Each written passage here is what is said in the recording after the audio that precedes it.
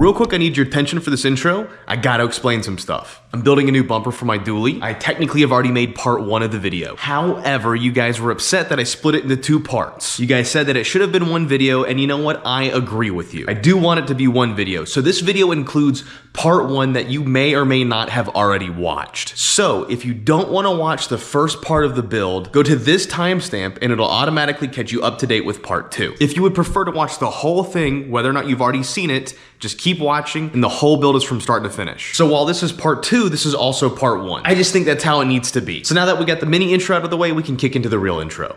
What is going on, everybody? It's your boy, Do It With Doesn't Washes His Hands After He Pees here.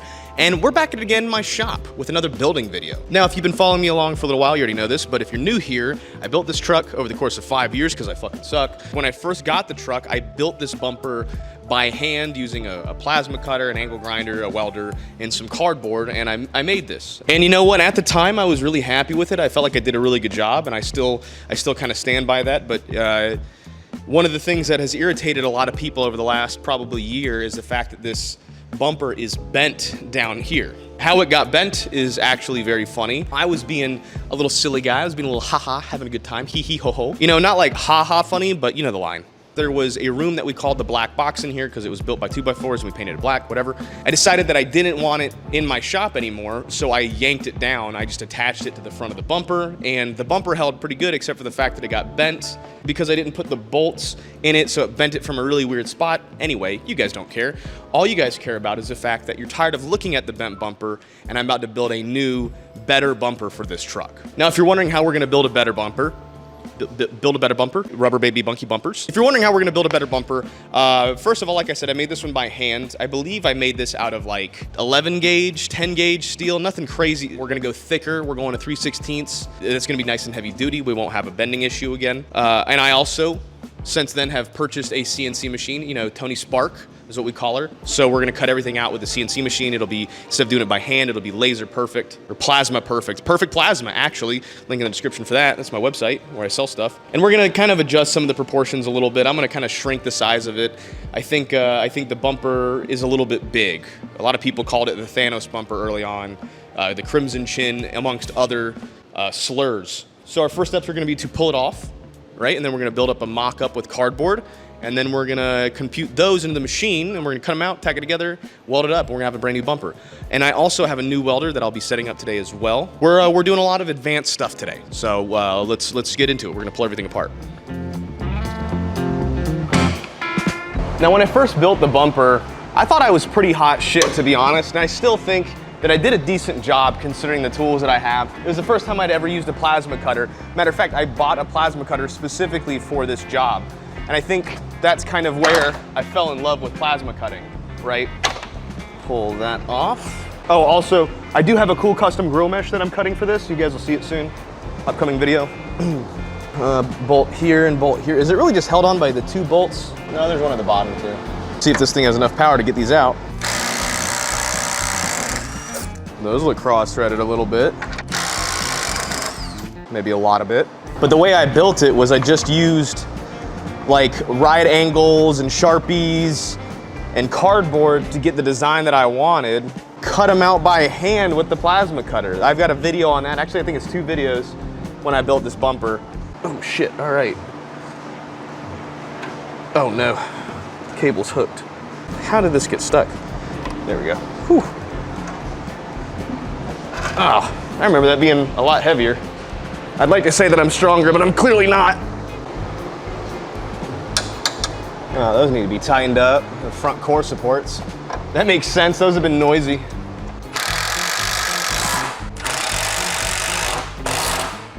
Nice. Didn't know I needed to do that, but that'll probably prevent, I know that sound. That shit's been rattling for like ever. All right, now it's time for the designing part of this. I think the best way for me to handle this is just to take cardboard, draw it, cut it out, put it up there, tape everything together, and then kind of lock in those proportions. A lot of this is going to be at the seat of the pants, if you will, because I do have some bumpers that I really like that I'm referencing for this build. I'm not straight up copying them, but I am using 1 or 2 ideas that I really like to put my own twist on it. I don't think that any of these companies would have an issue with me doing that, especially since I'm not selling these. But at the same time, I'm not gonna turn down the ability to make something if I can make something. And I can make this, I've done it before. So like I said, I'm just gonna use cardboard to mock everything up, and then we'll lock it in. Alrighty, let's get into it. I started out designing the front bumper the way I do everything I fabricate, with some good old-fashioned CAD, cardboard assisted design. I cut up some boxes I had laying around and began mocking up the front bumper. Now I am going for a very specific look for this bumper. I really like the look and angles of this bodyguard bumper for this generation, but there are a few details that I don't like about it. So I'm going to use this bumper as a reference, specifically the angles of the leading face. Most bumpers are a 90-degree angle, but this one has a forward drop that I really like. So I'm going to take that as inspiration. Now that I've got it mocked up how I like it, we're going to convert the cardboard to measurements, and then use those measurements to cut out our pieces. But before we get started, I need to set up this new welder. Yes, Welder sent out their brand new DP200 welder for me to test out. Now this is the first time I've gotten a new welder in like 8 years, and this machine is extremely advanced compared to what I'm used to. It's got about 1,000 options versus my 3 settings welder that I'm used to. But setup was insanely easy, and the user interface is very simple. I loaded up the DP200 with some 035 Yes Welder wire, and began to do some test welds.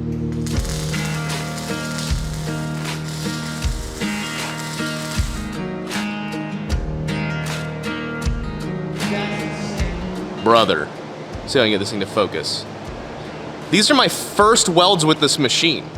I wasn't even sure that I had it like set up or turned on correctly. And I laid down some actual beads. I haven't welded like that in a very long time. Right out of the gate, laying like actual welds. Oh man.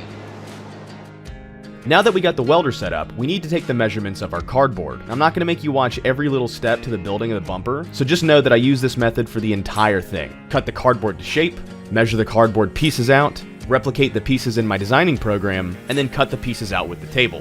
And you guys know I love my YouTuber special $30,000 plasma cutting table. It's been great to me and I've been using it for a few years now. That being said, sometimes the table fucks up and I don't have any idea why. I always assume it's user error because the machine isn't smart. It does what you tell it to do. It's only as smart as you tell it to be. That being said, I have no fucking idea why it messes up half the time. I think I used the wrong amps for this cut, so not only do I lose this chunk of metal, but I also trashed a nozzle, a tip, and a diode. Super cool, Kanye. With the right settings in place, we do the cut correctly this time. Everyone thinks when using these tables, you get a perfect cut and it's ready to go. But you still need to do some prep work for the metal for welding, like chipping the slag and grinding the edges off to make sure we get a good weld. I won't make you watch me grind every piece of metal, but I do have to do this for every single piece that goes onto the bumper.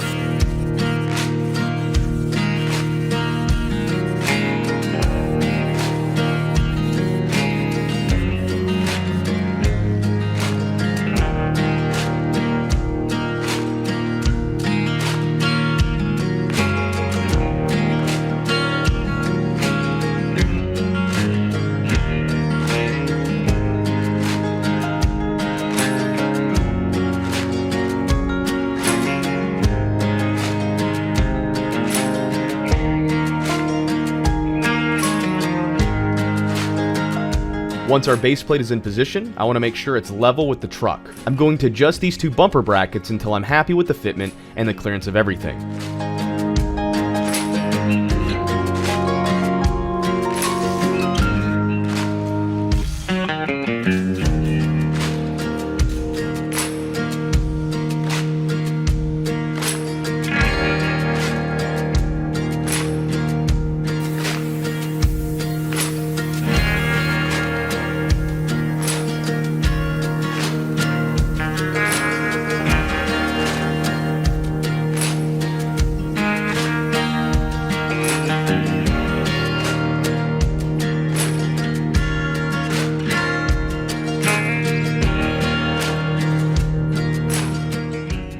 We're getting ready to weld the bumper and fabricate it around the shape of the truck, which means that we're going to be welding on the truck. So we need to disconnect our batteries. This truck has 2 batteries, like every diesel, and I'm going to disconnect both.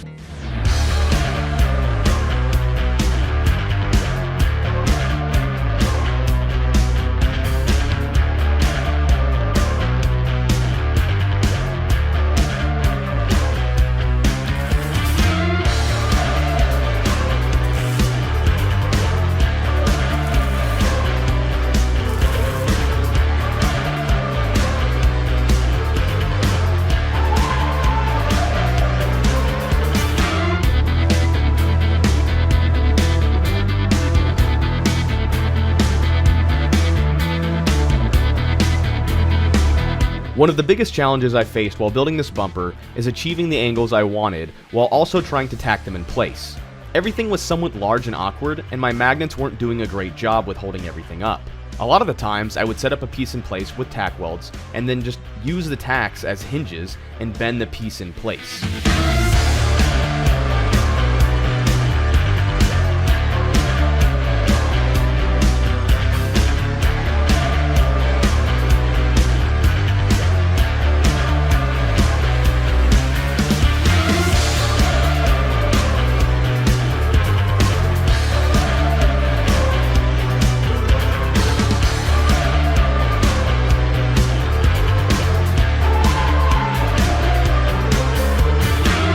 And with the final mock-up being done, I'm ready to finish up our cuts.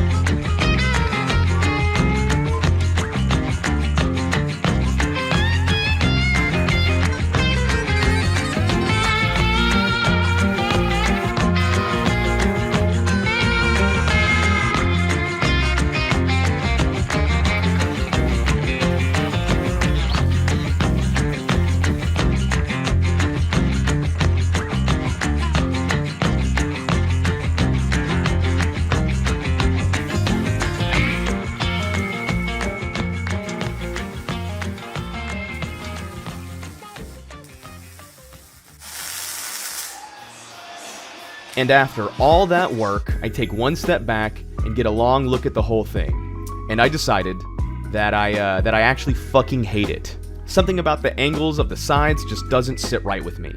And for that reason, I start ripping it all apart and hitting the drawing board. Immediately, I start redesigning the front end.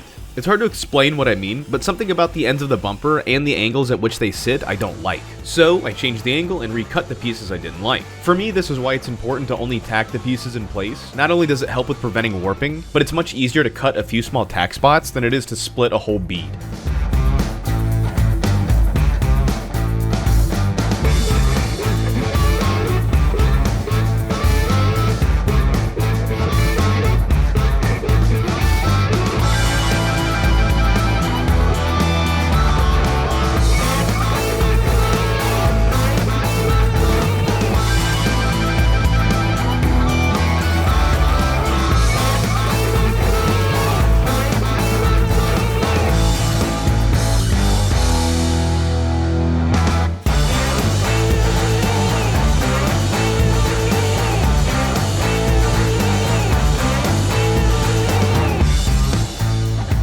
Using a hammer to make minor adjustments, I lined up the passenger side to mirror the driver's side with the string method my dad showed me when we were building our fence last year.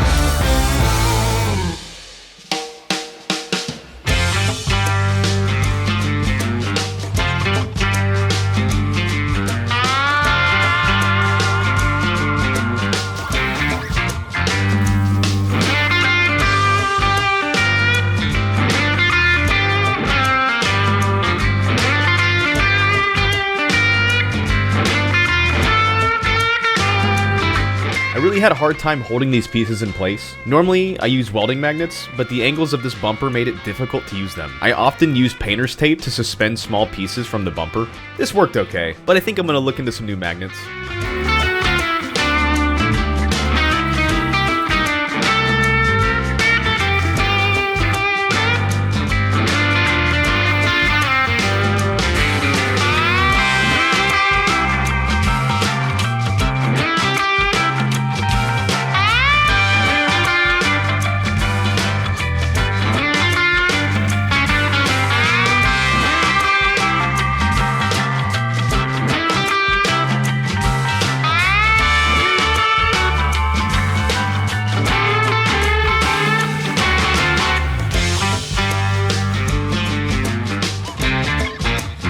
From here on out, it was as simple as filling the gaps with triangles.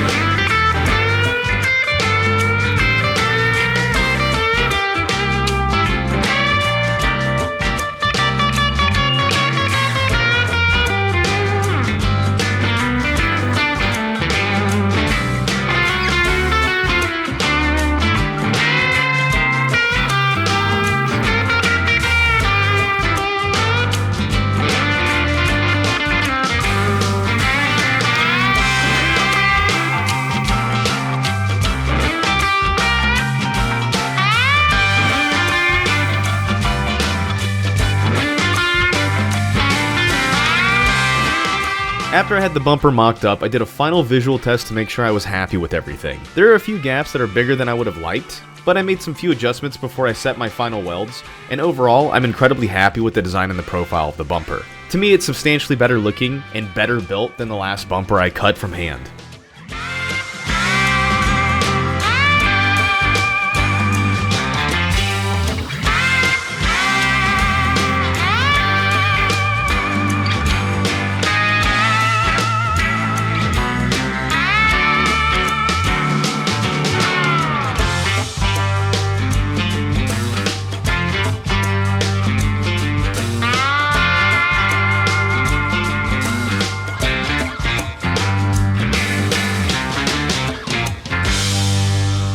Once every piece was cut and tacked in place, it was time to move onto the pod light mounts and housing.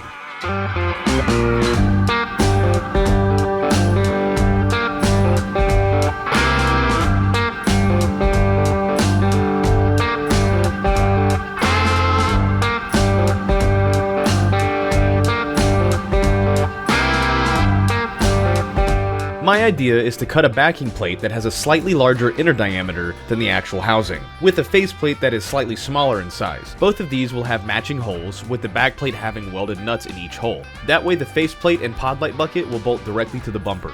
Unfortunately, when I cut the faceplates for the pod buckets, I cut the bolt holes too small. I could have just cut new faceplates, but I decided to drill them out like a poor person, and I regretted it immediately. And since the bumper is going to be coated in a protective liner, I added about 1/8 of an inch of tolerance around each pod bucket, so it will still fit after being coated.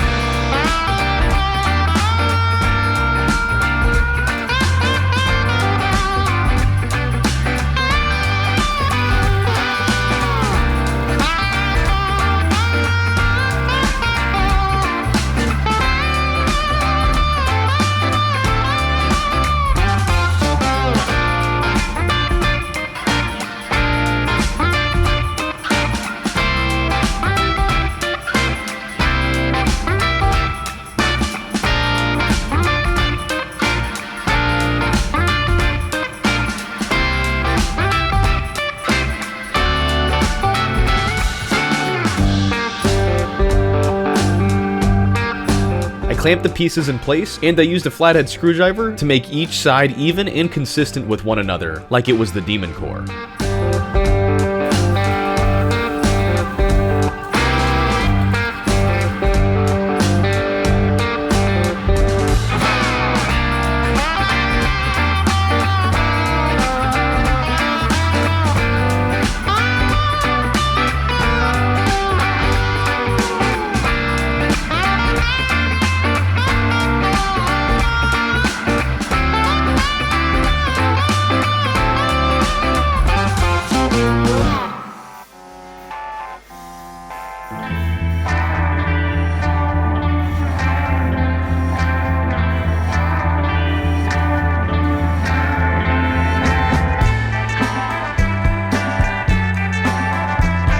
knew building the buckets for the pod lights was going to be a challenge. I've never made anything this complex before, so I'm kind of winging it. I basically just made one and then copied it. And honestly, I think both sides turned out pretty awesome.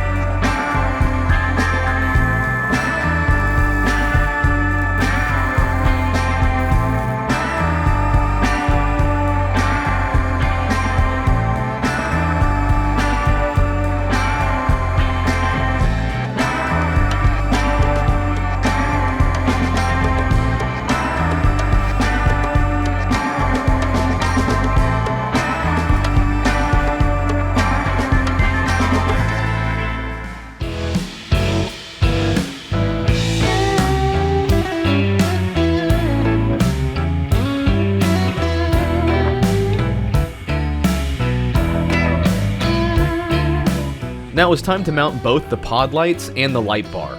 Both of these were sent out by Dial Dynamics. I've been rocking their LED bars for a very long time, and I'm excited to test out their pod lights. This was simple. I just cut and bent some metal tabs that fit the lights and tacked them in place as well.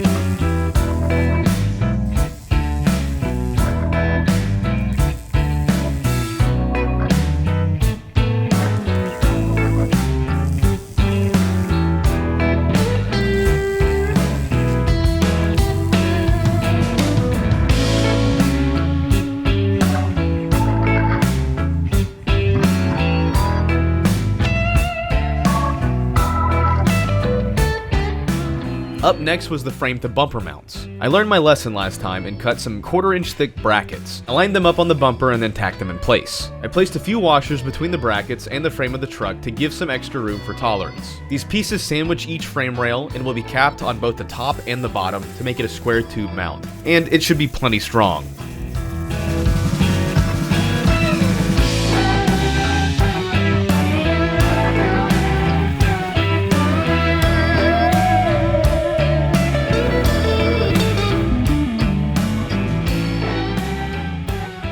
Alright, here comes the fun part. The welding. Here is a time lapse of over 4 hours of welding. Now this seems like a perfect time to talk about today's sponsor, which is Sonoran Desert Institute, or SDI. I know a lot of you guys out there like to repair and modify your own gun, so if you're looking for a way to turn your hobby to the next level, the Sonoran Desert Institute can help. The online programs over at SDI cover armorer courses, gunsmithing, ballistics, woodworking and finishes, and much, much more. Plus, all the tools and materials are shipped directly to your door for hands-on practice. It's never been a better time to get your education. It's never been a better time to get an education that you can use on the job. Visit sdi.edu or call 480-999-4767 to learn more.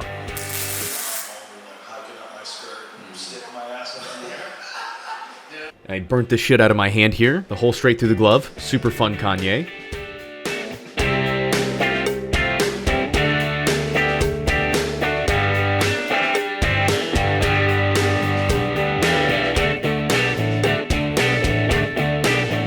I'm also welding some gussets and supports in the bumper too, something that I didn't do with the last one.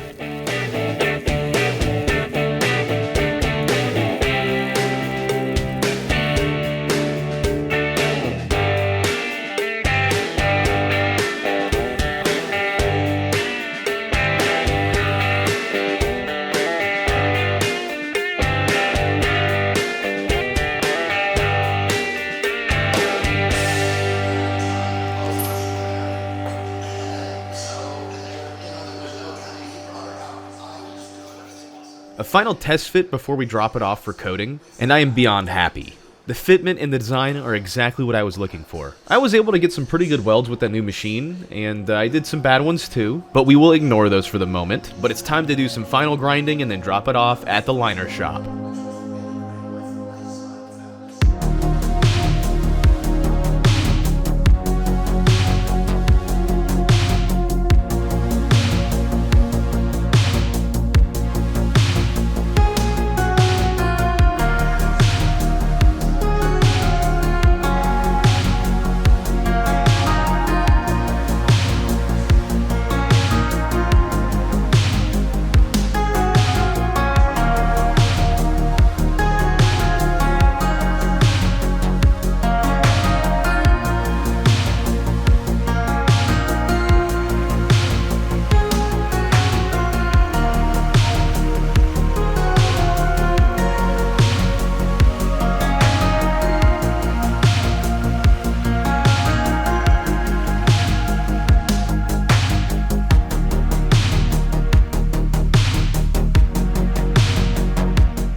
I got the bumper coated here in Hiram, Georgia at Adams Truck. The liner itself is called Patriot Liner, and it's the same stuff that is on the rear bumper and also the bed too. I really dig it. Oh. Dude, that thing looks sick. Once I get the bumper to the shop, it's time to do one more test fit and appreciate the hard work.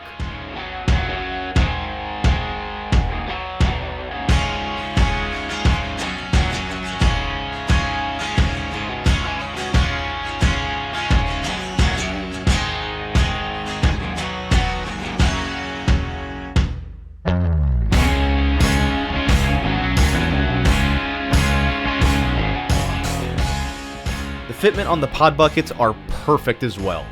Good job, Dan.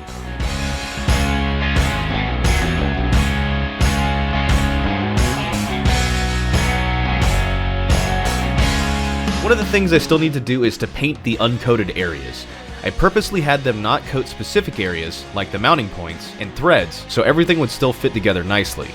I just sprayed these areas with some really tough coating, and that should be plenty strong.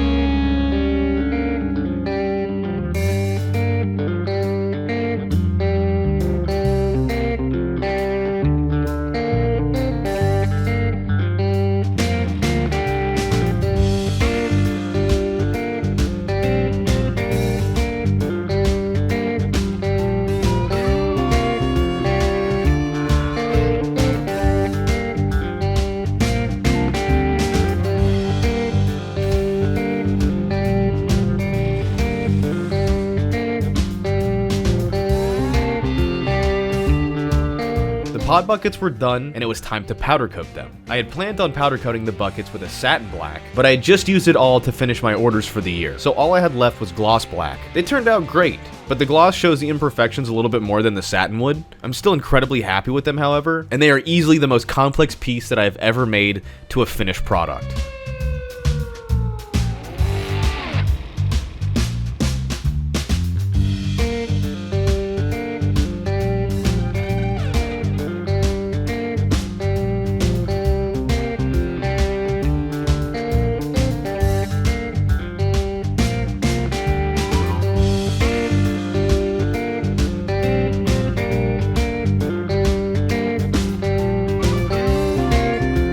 The last thing we need to do is wire all the lighting up.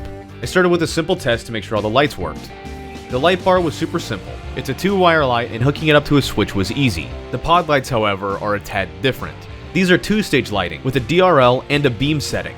Rather than wiring these up to a simple switch, I want to integrate them into the truck's existing lighting system, which is going to take way more effort, and I'm getting ready to leave for a road trip, so the light bar alone will have to do.